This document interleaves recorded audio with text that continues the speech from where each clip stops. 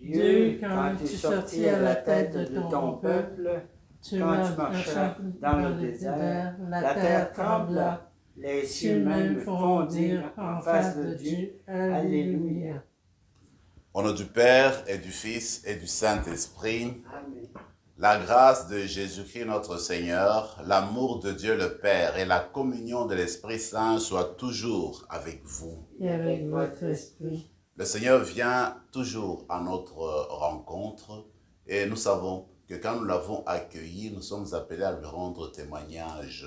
Et dans notre expérience quotidienne, nous pouvons nous rendre compte que nous ne sommes pas toujours fidèles à ce que nous devons faire pour lui. Alors peut-être qu'en début de cette rencontre eucharistique, nous allons reconnaître humblement notre faiblesse et implorer le pardon de Dieu.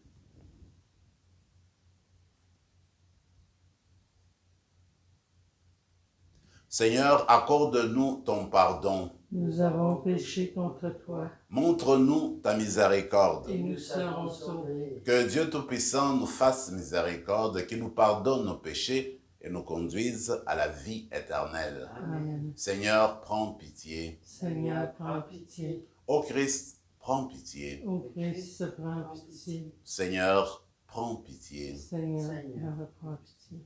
Prions le Seigneur.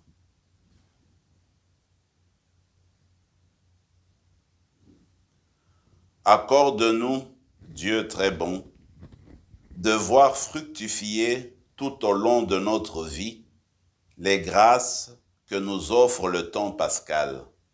Par Jésus-Christ, ton Fils, notre Seigneur et notre Dieu, qui règne avec toi et le Saint-Esprit, maintenant et pour les siècles des siècles. Amen.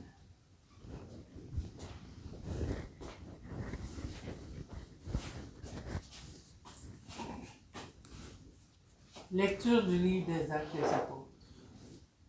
En ces jours-là, le commandant du temple et son escorte, ayant amené les apôtres, les présentèrent au Conseil suprême, et le grand prêtre les interrogea.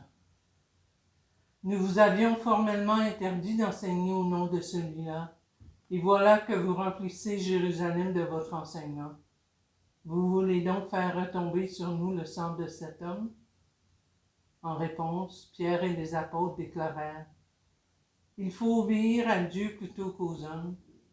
Le Dieu de nos pères a ressuscité Jésus que vous aviez exécuté en le suspendant au bois du supplice. C'est lui que Dieu, par sa main droite, a élevé, en faisant de lui le prince et le sauveur, pour accorder à Israël la conversion et le pardon des péchés. Quant à nous, nous sommes les témoins de tout cela, avec l'Esprit Saint, que Dieu a donné à ceux qui lui obéissent. Ceux qui les avaient entendus étaient exaspérés et projetaient de les supprimer. Parole du Seigneur. Nous rendons grâce à Dieu. Un pauvre cri, le Seigneur entend. Un pauvre cri, le Seigneur entend. Je bénirai le Seigneur en tout temps, sa louange sans cesse à mes lèvres. Goûtez et voyez, le Seigneur est bon, heureux qui trouve en lui son refuge. Un pauvre cri, le Seigneur entend. Le Seigneur affronte les méchants pour effacer de la terre leur mémoire. Le Seigneur entend ceux qui l'appellent, de toutes leurs angoisses il les délivre. Un pauvre cri, le Seigneur entend. Il est proche du cœur brisé, il sauve l'esprit abattu. Malheur sur malheur pour le juste, mais le Seigneur chaque fois le délivre. Un pauvre cri, le Seigneur entend. Alléluia, Alléluia. Thomas, parce que tu m'as vu, tu crois, dit le Seigneur. Heureux ceux qui croient sans avoir vu. Alléluia.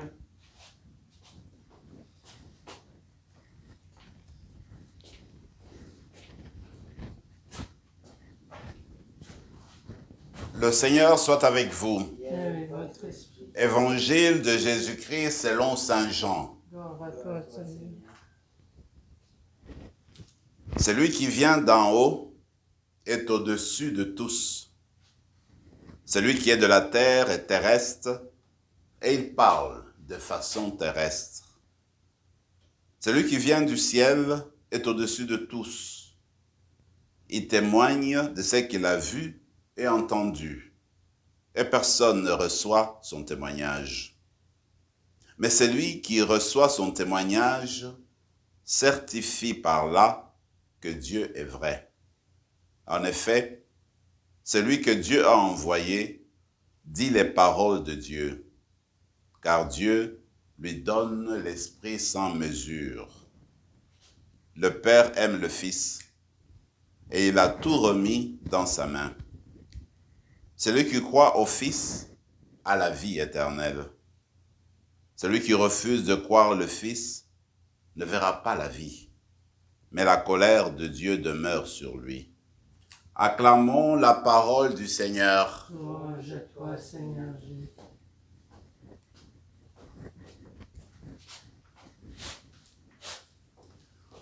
Il faudrait peut-être rappeler le contexte de l'échange entre le grand prêtre et les apôtres dans l'extrait d'aujourd'hui. Vous vous rappelez que dernièrement, il nous a été dit dans le livre des Actes des Apôtres que Pierre et le groupe des apôtres avaient été arrêtés et puis emprisonnés.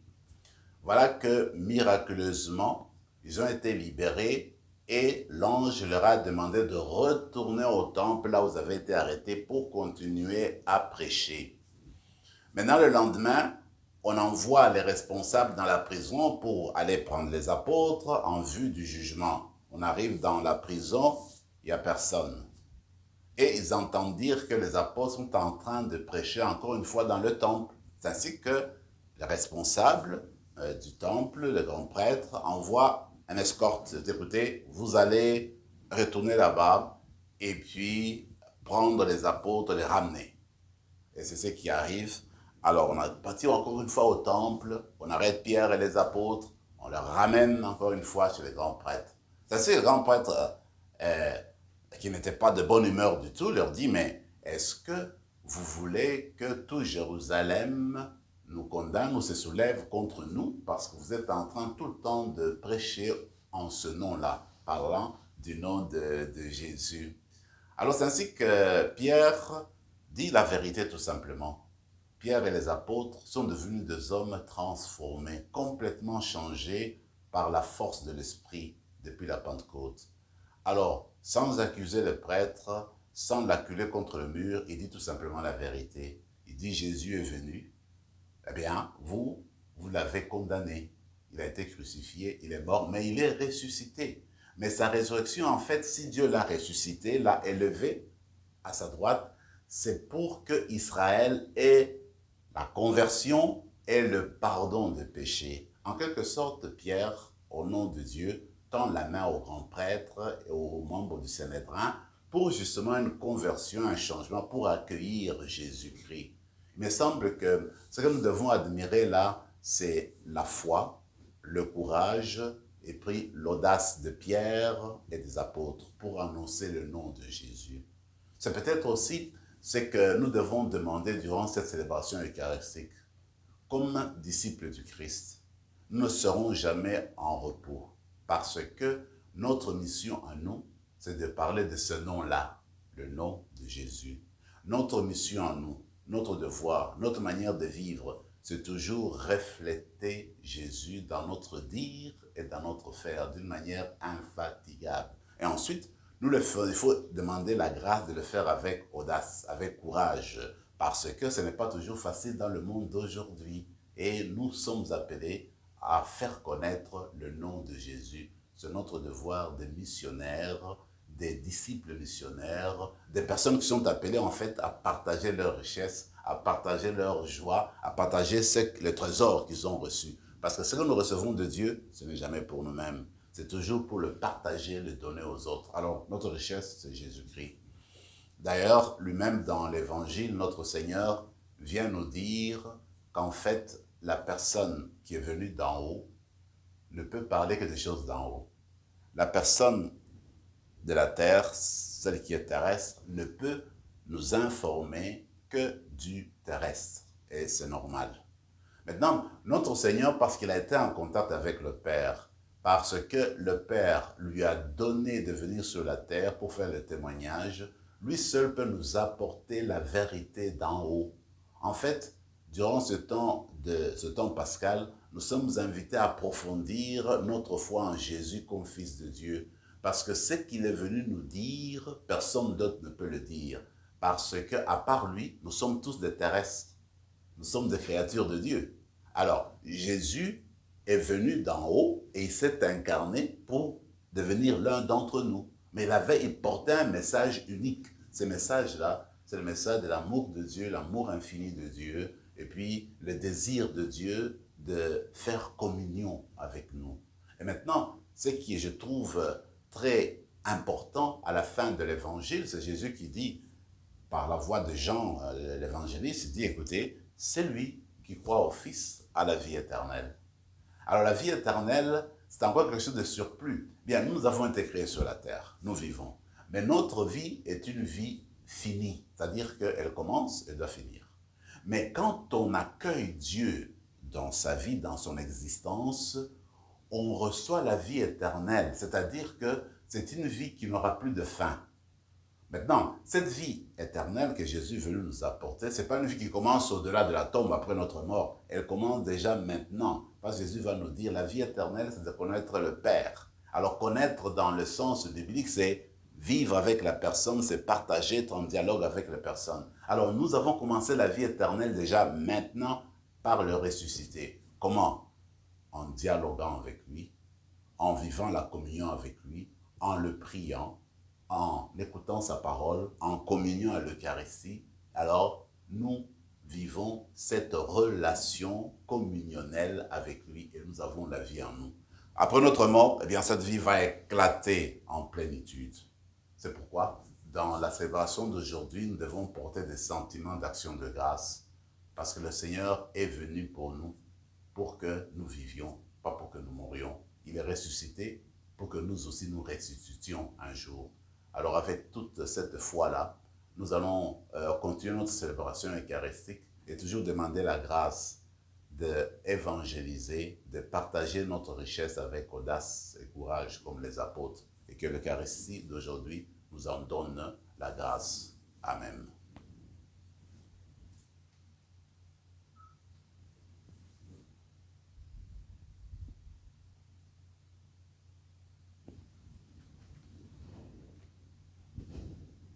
Tu es béni, Seigneur, Dieu de l'univers, toi qui nous donnes ce pain, fruit de la terre et du travail des hommes et des femmes. Nous te le présentons, il deviendra le pain de la vie. Béni soit Dieu maintenant et toujours.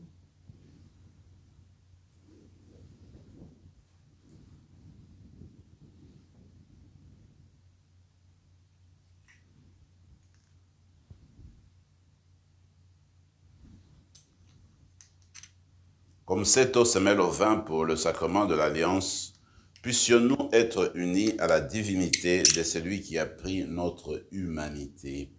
Tu es béni, Seigneur, Dieu de l'univers, toi qui nous donnes ce vin, fruit de la vigne et du travail des hommes et des femmes. Nous te le présentons, il deviendra le vin du royaume éternel. Béni soit Dieu maintenant et toujours. Humbles et pauvres, nous te supplions, Seigneur, accueille-nous. Que notre sacrifice en ce jour trouve grâce devant toi. Lave-nous de nos fautes, Seigneur. Purifie-nous de nos péchés. Prions ensemble, mes frères et mes sœurs, au moment d'offrir le sacrifice de toute l'Église. La gloire de Dieu et le salut du monde.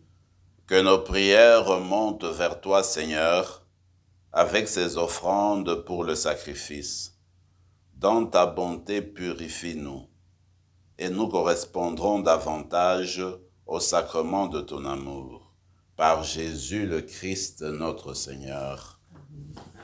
Le Seigneur soit avec vous. Et avec votre esprit, Élevons notre cœur. nous le tournons vers le Seigneur. Rendons grâce au Seigneur notre Dieu. Cela est juste et bon. Vraiment, il est juste et il est bon de te glorifier, Seigneur, en tout temps, mais plus encore en ces jours où le Christ, notre Pâque, a été immolé. Quand il livre son corps sur la croix, tous les sacrifices de l'ancienne alliance parviennent à leur achèvement. Et quand il s'offre pour notre salut, il est à lui seul l'autel, le prêtre et la victime.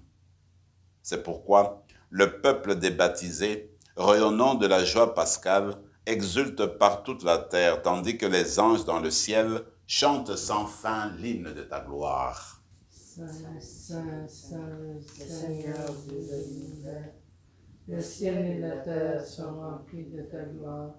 Hosanna au plus haut des cieux. Béni soit celui qui vient dans mon Seigneur. Hosanna au plus haut des cieux.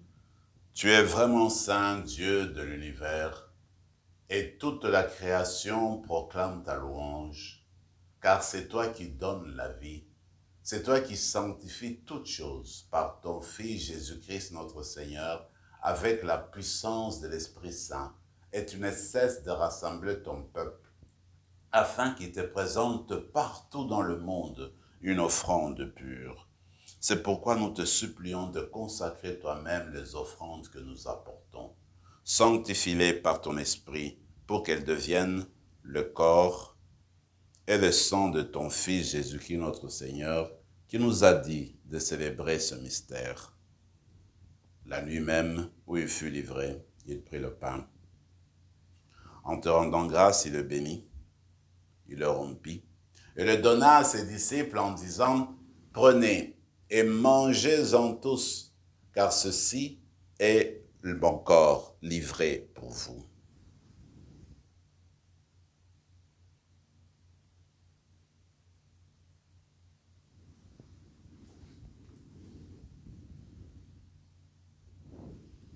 De même, à la fin du repas, il prit la coupe.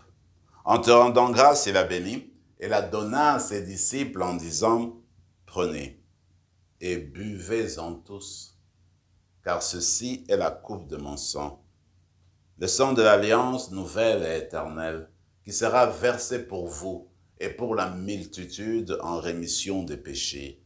Vous ferez cela en mémoire de moi. »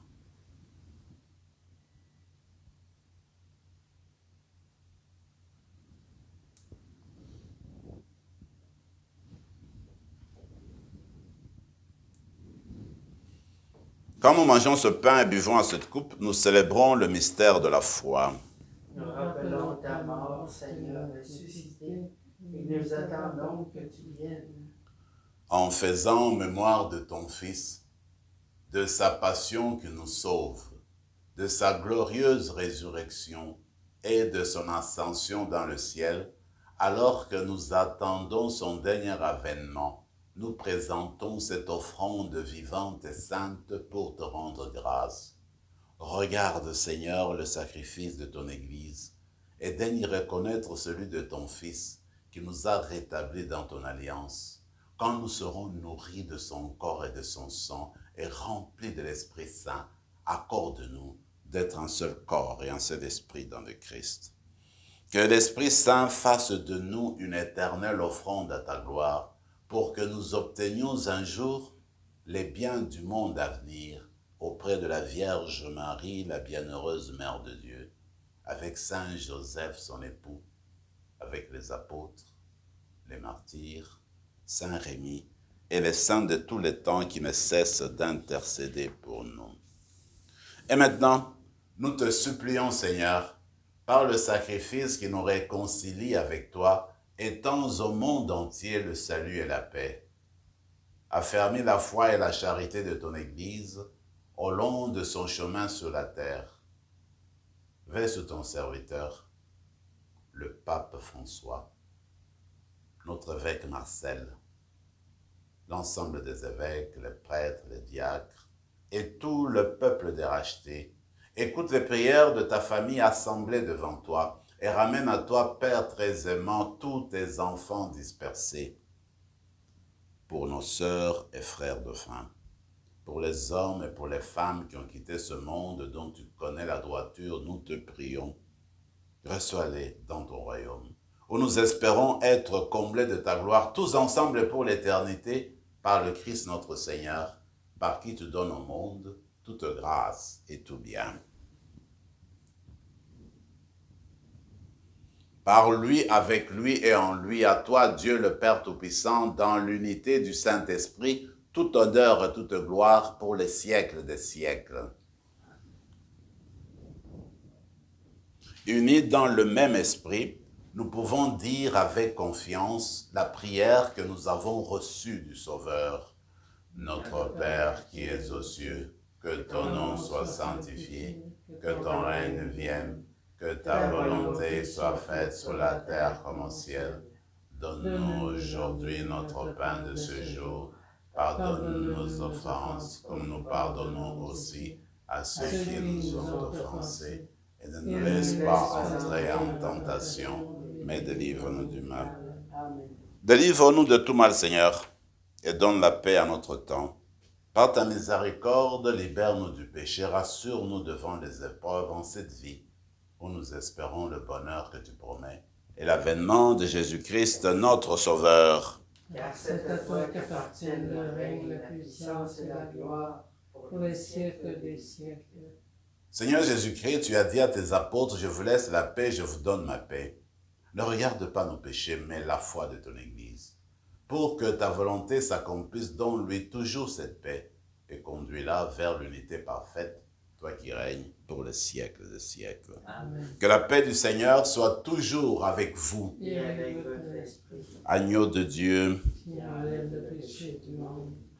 que le corps de son Jésus. Agneau de Dieu qui enlève le péché du monde. Dans cette coupe, nourrissons-nous. Agneau de Dieu qui enlève le péché La vie du monde. éternelle. Donne-nous la paix. Seigneur Jésus-Christ, que cette communion à ton corps et à ton sang n'entraîne pour nous ni jugement, ni condamnation, mais qu'elle soutienne notre esprit et notre corps et nous donne la guérison. Heureux les invités au repas du Seigneur, voici le ressuscité, voici l'agneau de Dieu qui enlève le péché du monde. Seigneur, je ne suis pas digne de te recevoir. Aide seulement une parole et je serai guéri. Que le corps et le sang du Christ nous gardent pour la vie éternelle. Amen.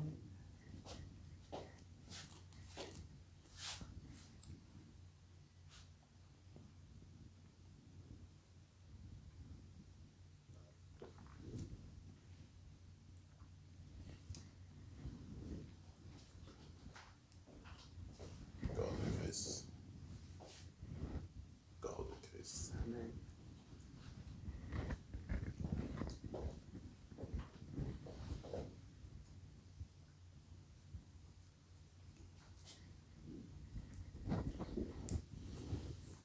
Maintenant que nous venons de communier, cette communion spirituelle au Seigneur, alors nous allons maintenant nous tourner vers lui, garder silence et nous mettre en dialogue avec lui dans les tréfonds de nous-mêmes.